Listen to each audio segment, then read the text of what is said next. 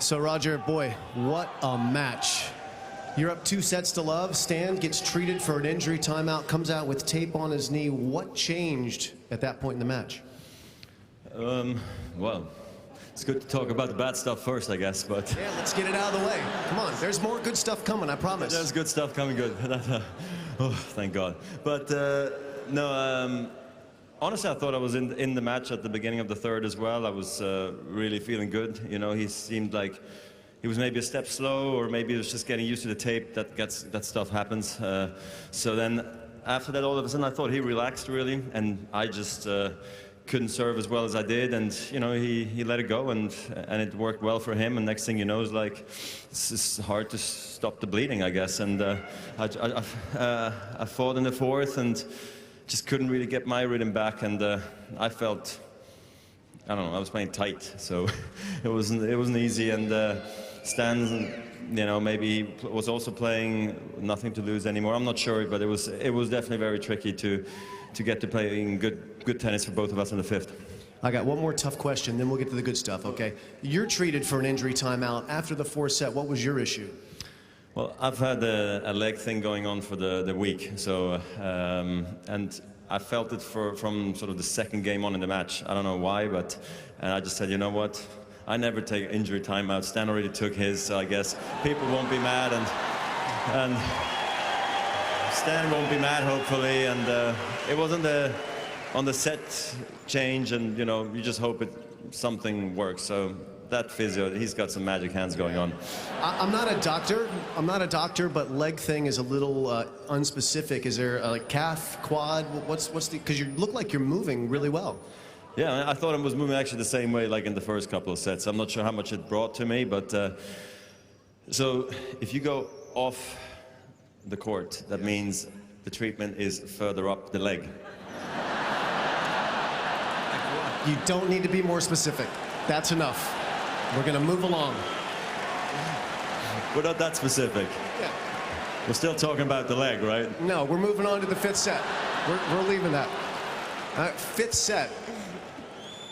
These things are getting looser and looser, these interviews. Fifth set, you're down a couple of break points. I mean, walk us through how you escaped that fifth set and turned it on. I don't know how many break points I saved. Oh, two. Was it two? Jeez. It was... Yeah, no, it was tough. I felt that Stan had the upper hand in the fifth from the baseline. I felt like he was reading my serve well. Maybe that had something to do with him being more relaxed. I don't know, but I just knew that I had to stay in it somehow, and that if I played aggressive and connected on a few returns, that all of a sudden it could turn around. I did feel like he gave me a bit of a cheap break. It's not like I really deserved it at that moment, but after that I did well. I served it home, and I couldn't be happier right now. Yeah, it sounds like you're not the only one who's happy that you're into your sixth Australian Open final after the 6 months off tour. I mean, what does this mean to you to be back at the Grand Slam final again? I don't know, I felt like everything happened so quickly at the end. I was disbelief. I had to check the score after the match point was over. I was like, is it 5-3 40 love like I thought it was? And I'm doing the interview, it's all real. So it's it feels amazing. You know, I never, ever in my wildest dreams thought I was going to be coming this far here in Australia, and here I am. Got a couple of days off. It's beautiful. I'm so happy. Well, there's still more work to do. One more match, and it's not going to be easy. We'll talk about both opponents. Your first opponent, we'll talk about Grigor Dimitrov, who's playing so well. He won in Brisbane. He's on a roll. What challenges would he present if he's in the final for you? Well, he's got a very complete game.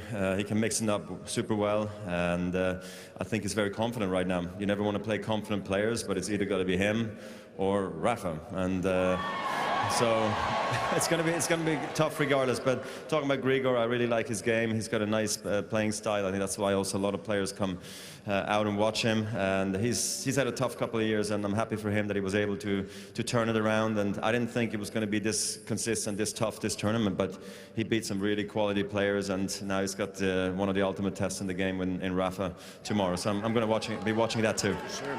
Well, you know, Grigor is still, he's a little upset that you released that music video on your social channels that showed your singing talent, in quotations. So that may give him a little bit of something to play for tomorrow night to get a shot at you. Well, it's all mind games at this point, you know. No, I actually think he knew that I released it. Oh, he found out. Yeah. Let's talk about your greatest rival in your career, Rafael Nadal, and what he's meant to you, and just look into that matchup and give us a little preview of how you'd be looking forward to that match. Yeah, it's real now.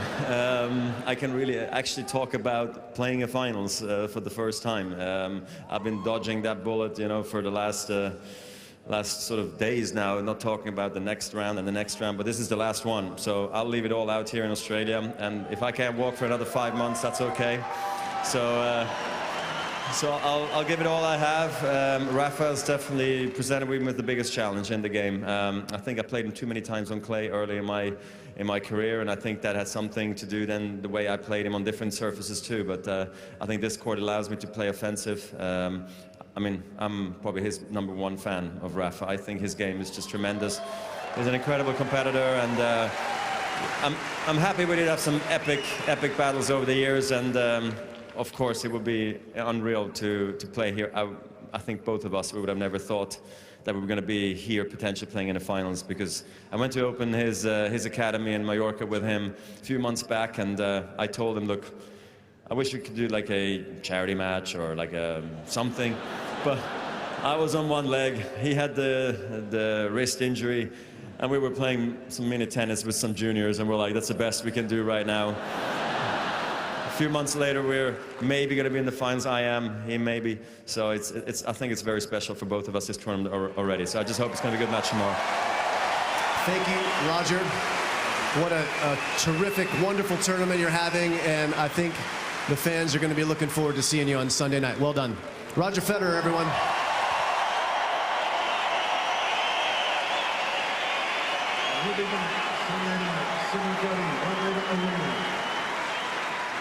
Wawrinka in the final, the 2017